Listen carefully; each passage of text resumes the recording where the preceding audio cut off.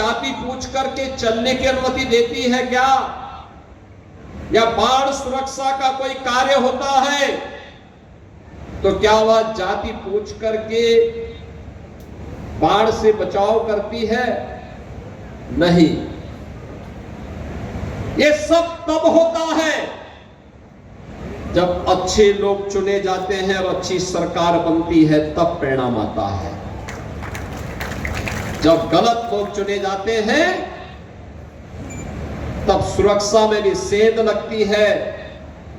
जनता जनार्दन के विकास के लिए लगने वाले पैसे में सेंध लगती है, उस पर डकैती पड़ती है। बेटी और व्यापारी की सुरक्षा खतरे में पड़ती है और युवाओं के सामने पहचान का संकट खड़ा होता है। बहनों और भाइयों, यही तो था 17 के पहले उत्तर प्रदेश में, यही तो था। मऊ जनपद के लोग भूले नहीं होंगे जिनकी उम्र 30-35 वर्ष से ऊपर है, वे याद करें 2005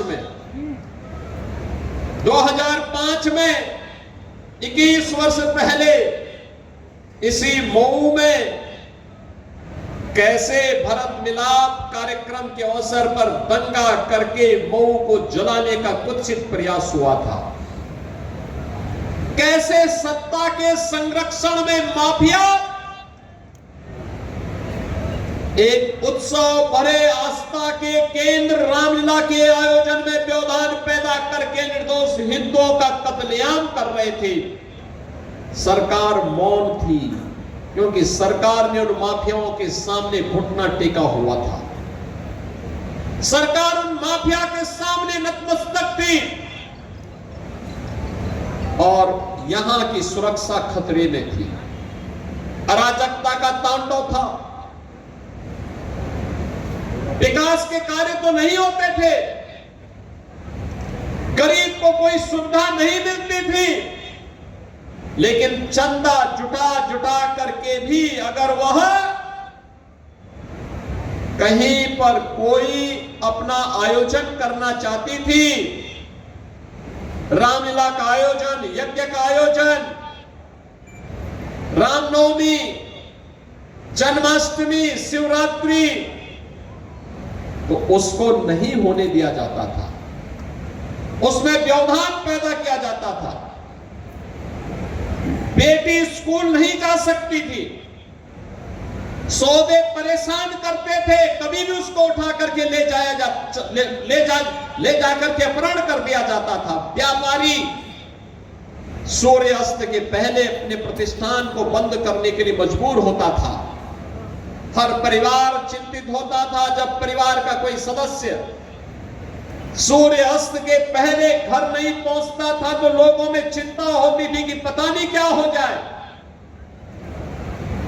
बहन और भाइयों, उस अराजकता पूर्ण माहौल में, दंगा और कर्फ्यू से ग्रस्त माहौल में पहचान का संकट यहां के युवाओं के सामने खड़ा हुआ था। प्रदेश में तो नौकरी नहीं मिलती थी, लेकिन प्रदेश के बाहर जाते थे तो यूपी का नाम सुनकर के लोग पहले से ही उससे 10 कदम पीछे हटते थे।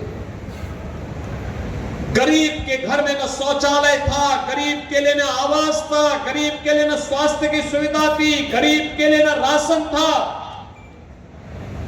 गरीब के लिए न रसोई गैस की सुविधा थी,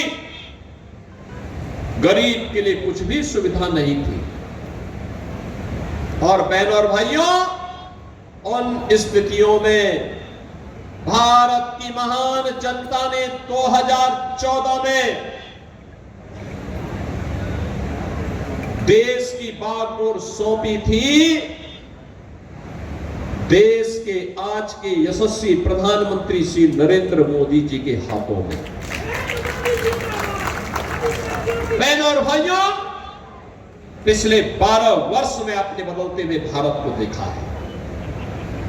मोदी जी हमेशा कहते हैं कि हमारी केवल 4 जातियां हैं, हमारे में केवल 4 जातियां हैं, एक जाति गरीब की, एक युवा की, एक नारी की और एक अन्नदाता किसान की।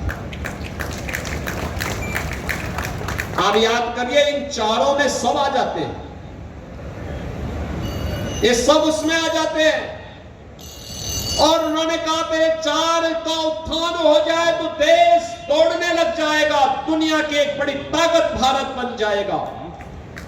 और इसके लिए उन्होंने योजनाएं बनाई, कार्यक्रम आगे बढ़ाए।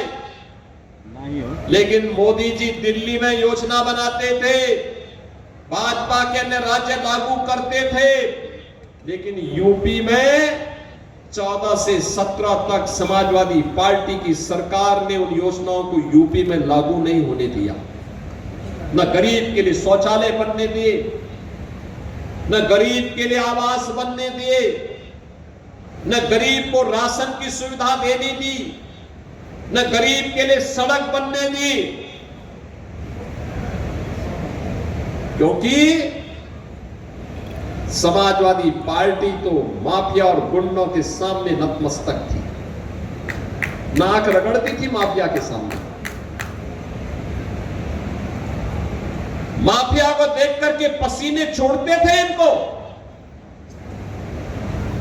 इनके मुंह से कोई बोली नहीं निकलती थी। बहनों और भाइयों, जो आज उपदेश देते फिरते हैं समाजवादी पार्टी के लोग, इनसे पूछा जाना चाहिए, इनसे पूछा जाना चाहिए कि जो 65 लाख गरीबों को आज प्रदेश में आवास मिला है, ये 65 लाख आवास 4-4 बार समाजवादी पार्टी की सरकार थी, तब क्यों नहीं गरीबों को मिला है? ये प्रश्न इनसे पूछा जाना चाहिए।